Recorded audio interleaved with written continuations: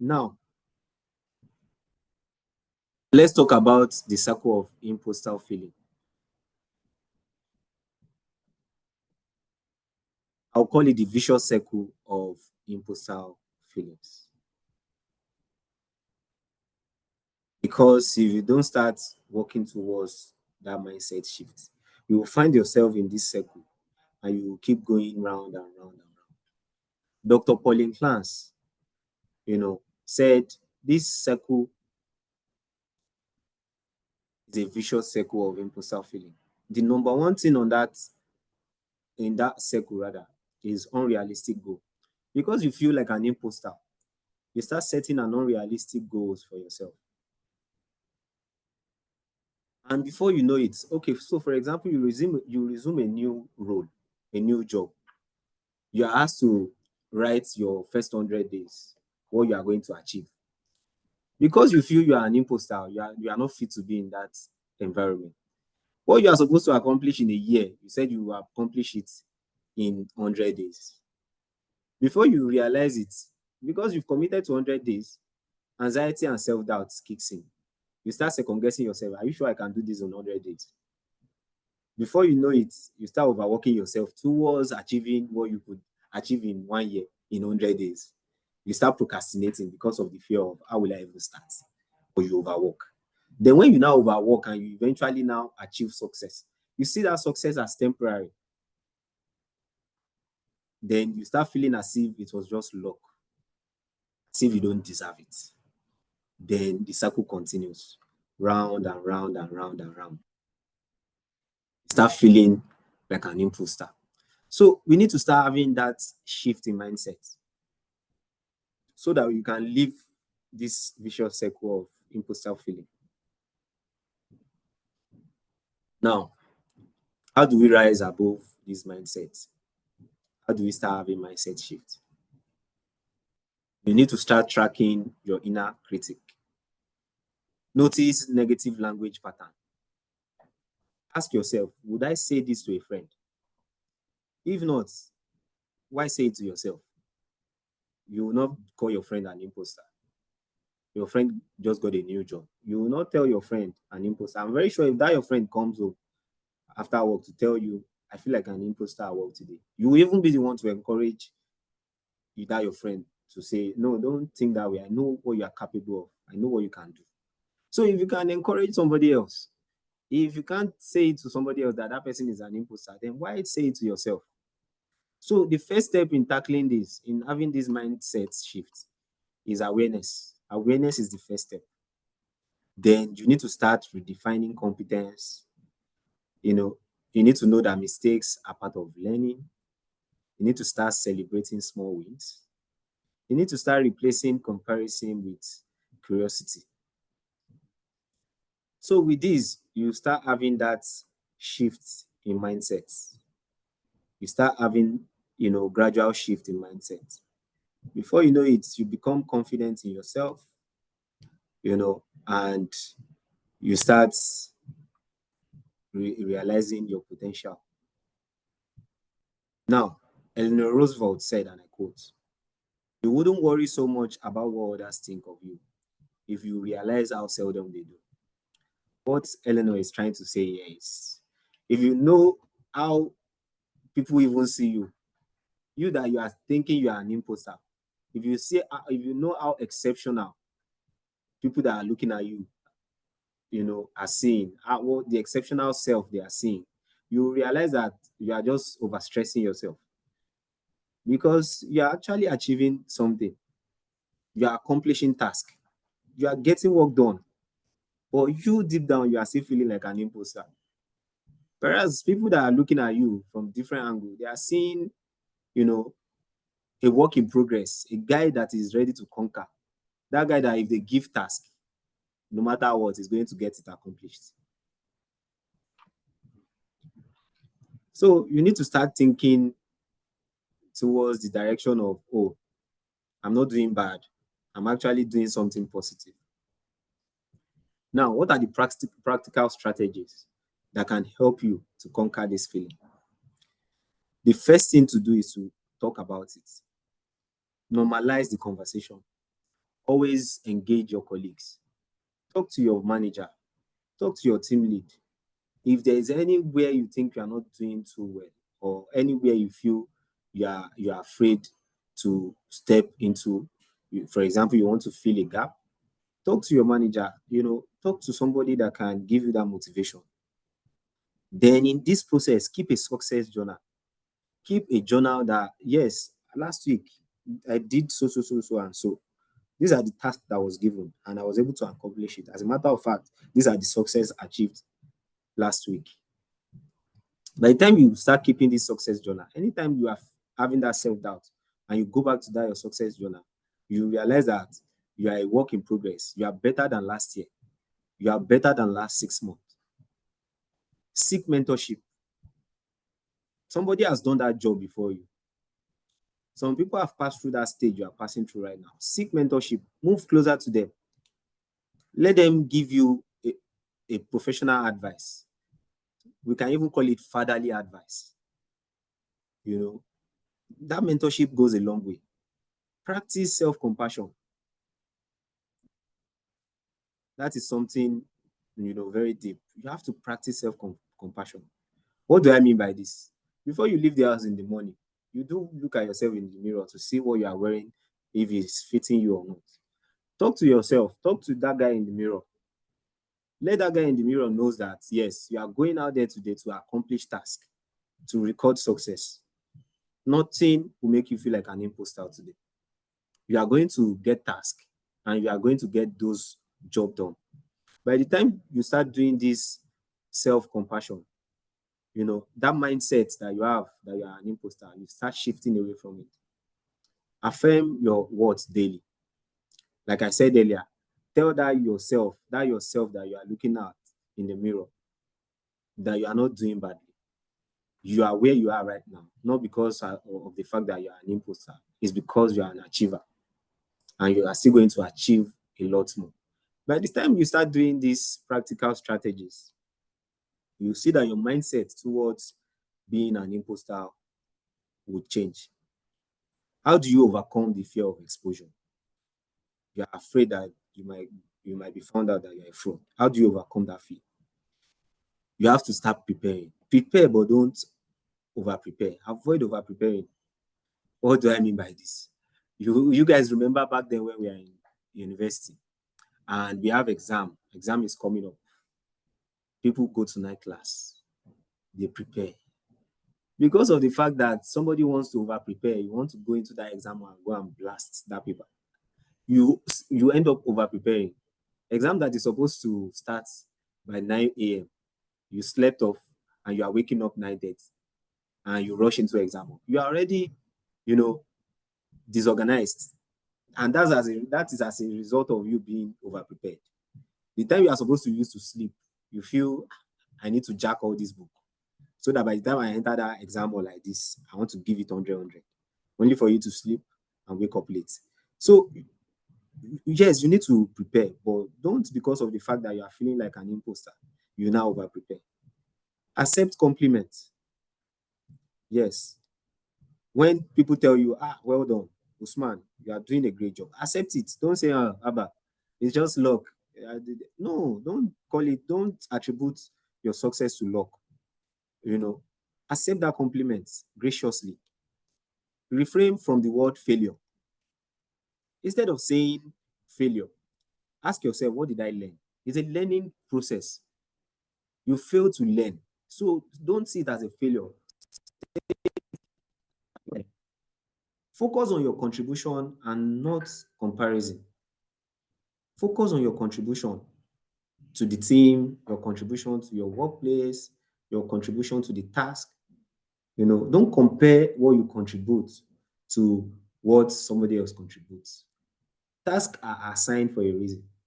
I remember back then in one of our class in MBA, it says there is a scientific way of breaking down tasks, into smaller tasks. The reason why they break down tasks is because they know everybody have their different way of accomplishing tasks, and everybody have their expertise. You might be good in PowerPoint presentation. Another person might be good with, spreadsheet and, how to design a formula for a spreadsheet, calculation, and so on. So everybody have their own different task. So look at it this way. If there is an animal Olympics and they ask all animals to swim, of course, fish would think that elephant is stupid, you know. And if they ask all animals to climb a tree, fish will be doubting itself that it's stupid because it can't climb, forgetting the fact that environment differs. You might thrive in one environment and in another environment, you struggle. So some of us that are leaders here can also help encourage open dialogue, celebrate diverse strengths in a team, offer mentorship, normalize vulnerability. A supportive culture reduce imposter feeling. I will come again.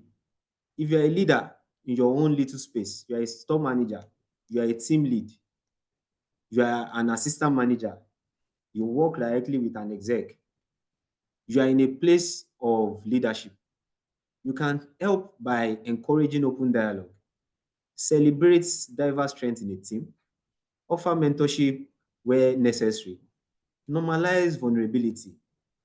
A supportive culture reduces imposter feeling. Now, let's do a reflection exercise. Get a pen and a sheet of paper once again. Write this down. One area where you feel like an imposter, deep down within you. One area. You can drop in the chat box. One area where you feel like an imposter. If there is any, just have that deep thought within you. One area right now that you feel like an imposter. Now, after you must have written that, ask yourself, what evidence contradicts this feeling that I'm having? What is that one evidence that contradicts the fact that I feel like I'm an imposter? Then which one step can you take to refrain from these thoughts? Which is that small step that you can take to refrain from the thoughts of being an imposter? This exercise builds self-awareness. So let's reflect. By the time you think of this, you realize that you are not doing that bad. You are just having that imposter feeling. So in summary, and our key takeaways, imposter syndrome can cause feeling of being a fraud, even when you are successful. To fight an imposter syndrome, talk to others about your feeling and focus on your real abilities. Don't let imposter feeling or syndrome stop you from pursuing your goal. You remember I mentioned this missed opportunity. Don't let the fear of being an imposter stop you from pursuing your goal. Keep going despite self-doubt.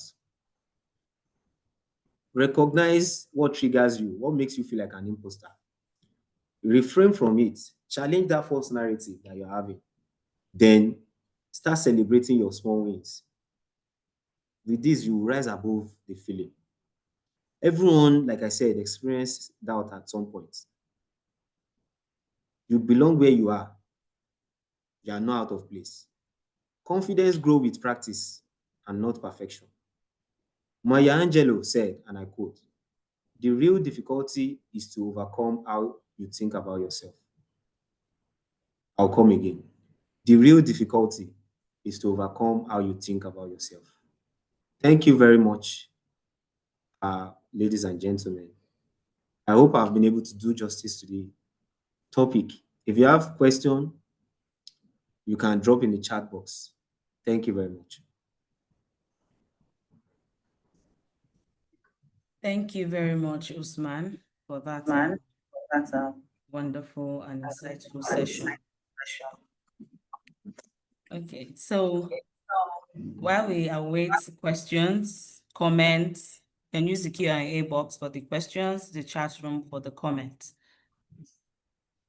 I want to believe that we've all taken away something, at least one thing from this session, starting from the 5 types of imposter. I'm sure if you think deep and look at this types of imposter syndrome, you will know where you fit in. And like Usman said, we are not perfect. We are all work in progress. So you look back and see, am I a perfectionist? Am I a soloist? Am I an expert? Am I a natural genius or a superhero? I'm sure somehow we fit into one of these types of imposter syndrome.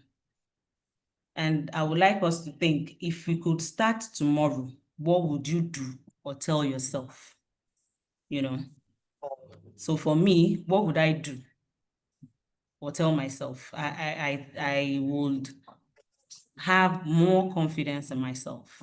I will believe more in myself if I could start tomorrow, because imposter syndrome is actually a major cause of stagnancy in your progression, be it career, be it your personal life.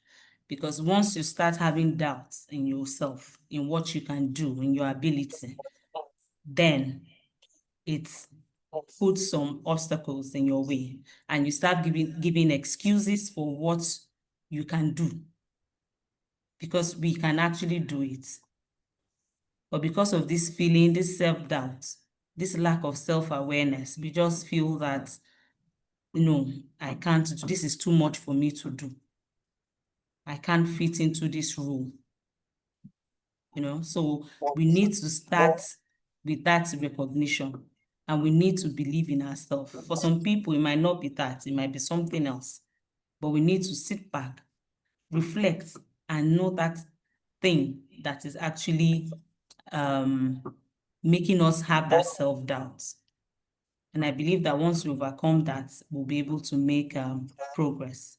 So while we wait for the comments and the questions, you can reach out to us via email, thevalueloop@gmail.com, and also our YouTube channel. So you can scan the QR code on your screen right now, or you visit @the_value loop to view the videos of the past sessions also.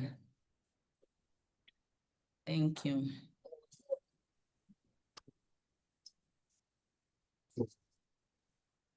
So if you guys have any question or any observation or addition, you can go ahead and ask. You can drop your question in the chat box, or you can raise your hand and the mic will be yielded to you.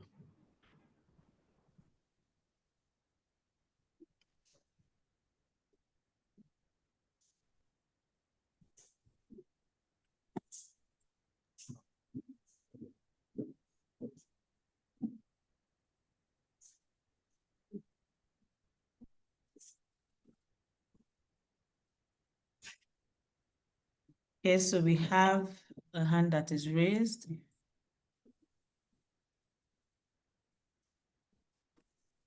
Okay. So Kenny, please unmute and you have the floor. All right. Good afternoon, everybody. I came on quite into the session after it had gone well, but I was able to catch on and get the majority of what the session's about. And actually, this is a very important session that I made sure I wasn't going to miss. I had set a reminder out, but I was also in another meeting prior.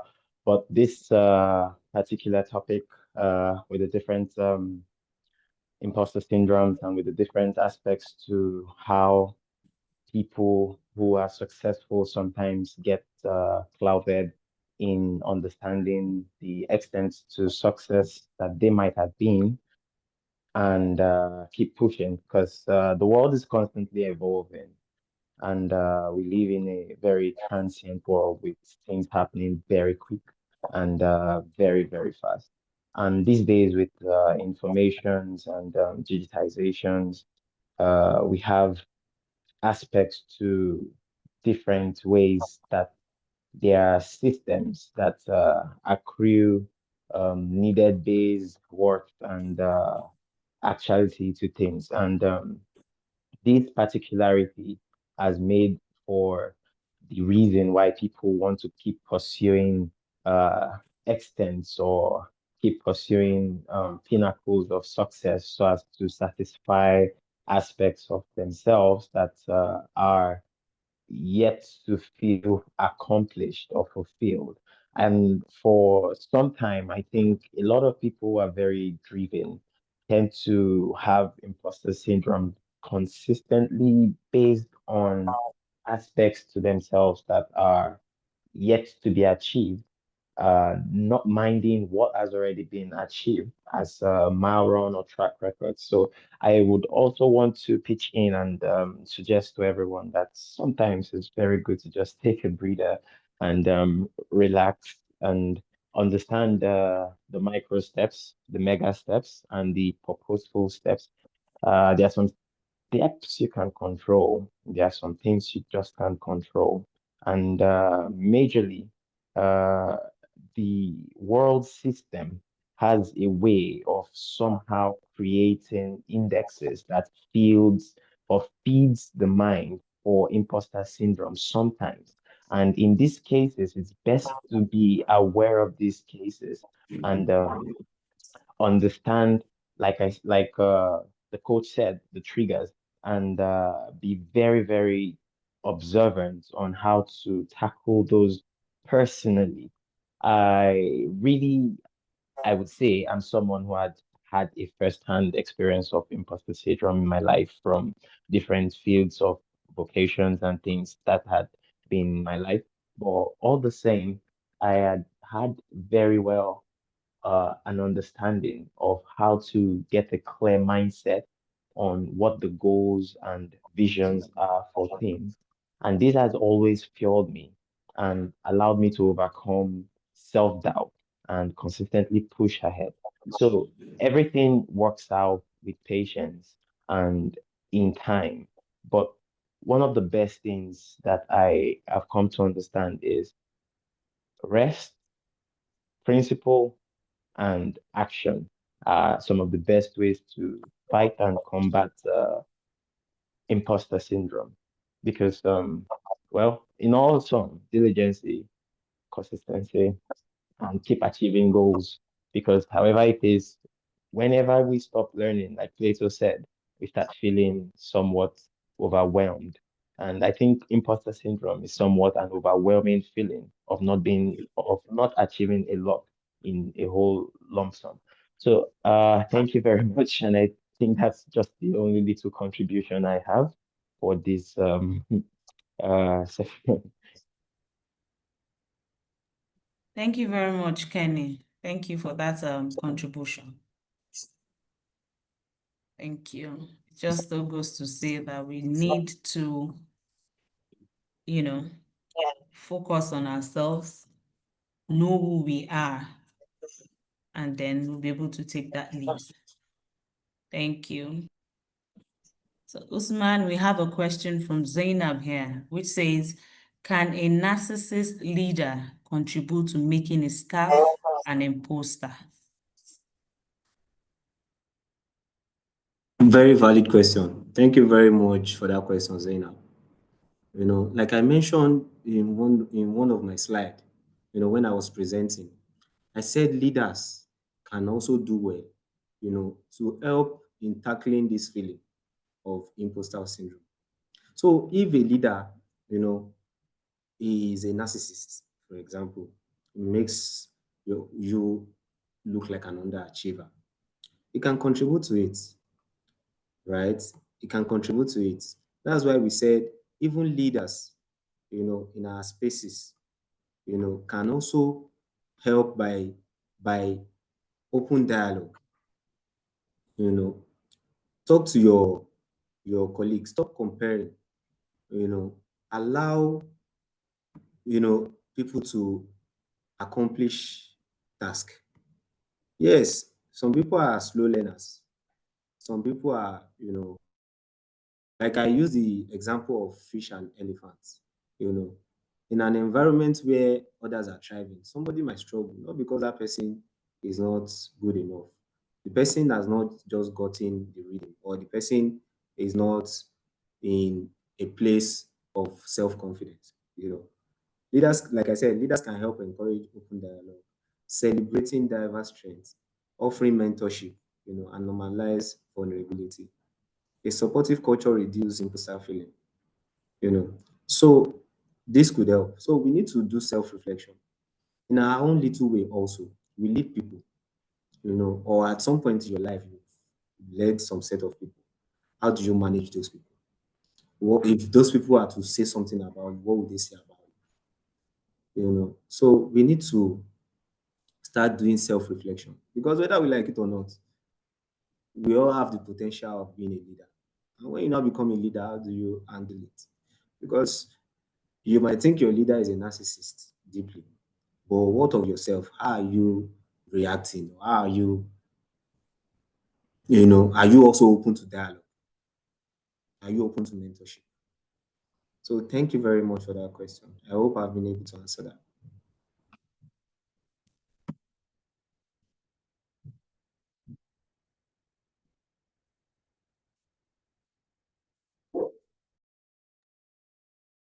Yes. So a comment from Hassan says some deep insights for our VUCA world. True.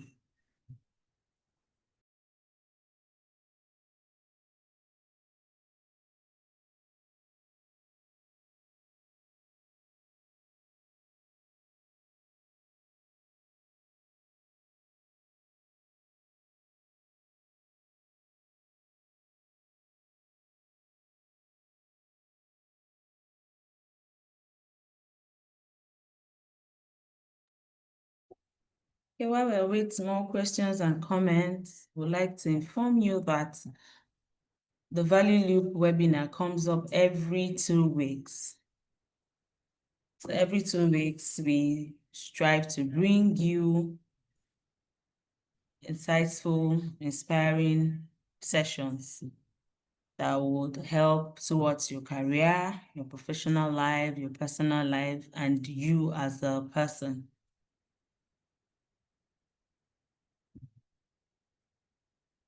Okay, VUCA means volatility, uncertainty, complexity, and ambiguity.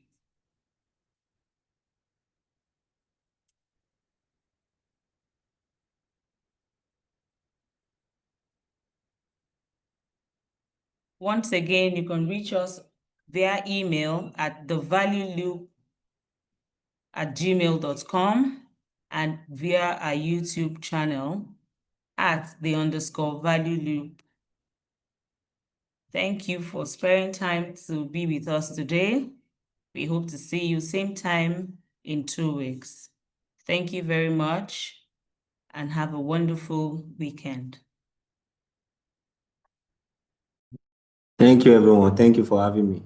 Thank you for your contribution. We really appreciate you guys. Bye.